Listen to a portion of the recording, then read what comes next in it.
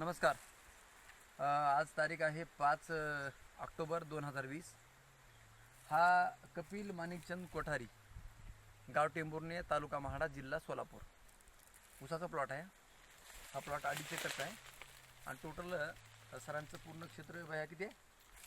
सगळा ऊस 22 एकर आहे सगळा. अच्छा. तर या ठिकाणी आपण ग्रीन पॅन्ट कंपनीचे प्रोडक्ट वापरले. तर मागच्या किती वर्षापासून वापरणं चालू आहे? एक 10 वर्ष झाला आम्ही वापरतो. अच्छा, बर.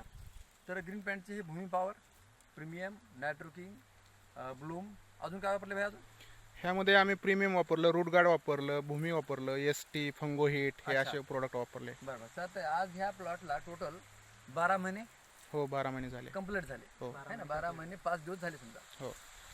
तर हे जे भूमी पॉवरचे खतं, जीवामृत, याच्याशिवाय रासायनिक किती वापरलेलं? रासायनिक फार आम्ही बेसल डोसच फक्त टाकला, बाकीचं कुठलंच वापरलेलं नाही आम्ही सुरुवातीला फक्त ऊस बांधताना. 11 महिन्यापूर्वी. हो, 11 महिन्यापूर्वी. है ना. हो, त्याच्यानंतर वापरलेलं नाही. काय कांडे वगैरे भरण्यासाठी वगैरे काय रासायनिक नाही, काही नाही. काहीच नाही. आज आपल्या समोर ऊस आहे आणि हा ऊस हे बाहेर काढण्याचं कारण एकच आहे की आपल्याला ऊसामध्ये ऊस आपण मोजू शकत, म्हणजे तिथं जाऊ शकत नाही, कारण ऊस सगळा पडलाय पावसामुळे. आता पडलेला दृश्य थोडं दाखवा भैया तिकडे. ते असं पूर्ण ऊस हा पडलेला आहे खाली आणि त्यामुळं ऊसाचे कांडे मोजता येत नाही. म्हणून आम्ही काय केला, ऊस बाहेर काढलेला आहे. तर थोडंसं या ग्रीन पॅन्टचे डोस, आपले टोटल डोस किती झाले भैया?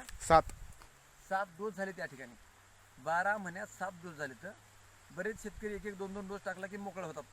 तर जास्त डोस टाकल्यामुळं सुद्धा काय फायदा होतो त्याचं उदाहरण म्हणजे कपिल भैयाचा ऊस आहे.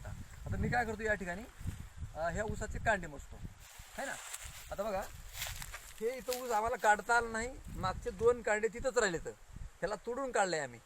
तर हे 1, 2, 3, 4, 5, 6, 7, 8, 9, 10, 11, 12, 13, 14, 15, 16, 17, 18, 19, 20, 21, 22, 23, 24, 25. इथून पुढे तुम्ही बघा.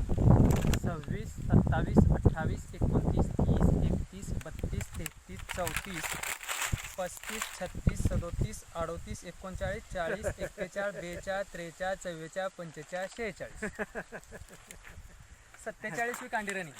तर या ठिकाणी 25-30 कांडे आल्यानंतर काही शेतकरी खुश होतात, आनंद आहे, चांगली गोष्ट आहे. पण आपण उत्पादन खूप वाढवू शकतो त्याचं उदाहरण या ठिकाणी कपिल भैयांनी या ऊसाला काय लागतंय आणि कधी लागतंय त्या प्रमाणात दिलेलं आहे. मागचे 27 दिवस या ऊसामध्ये पाणी होतं आणि भैया ते पाणी असताना मग तुम्ही इथं काय टाकले का त्याला? ट्रेस येऊन म्हणून स्ट्रेस आउट आणि पॉवर मिल टाकलं. अच्छा, म्हणजे ह्याच्यावर ड्रीप म्हणून सोडून हो, ड्रीप मधनं आहे ना.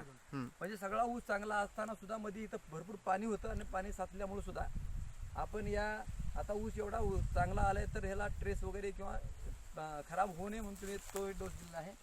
तर ही 5 फुटे आहे सरी सगळी. सरी 5 फुटे. 5 फुटे आहे. तर 5 आपल्या फुटावर अंतर आहे. हा, तर तुमचं थोडक्यात आता हे तुम्ही सगळे ट्रीटमेंट तुम्ही केलेलं आहे. हा, मी केलेलं. तुमचा अनुभव सांगा. हे ग्रो नायट्रो प्रीमियम हा, आणि ह्याचा डोस आम्ही 7 दिवसाला चालूच असतो. बरोबर.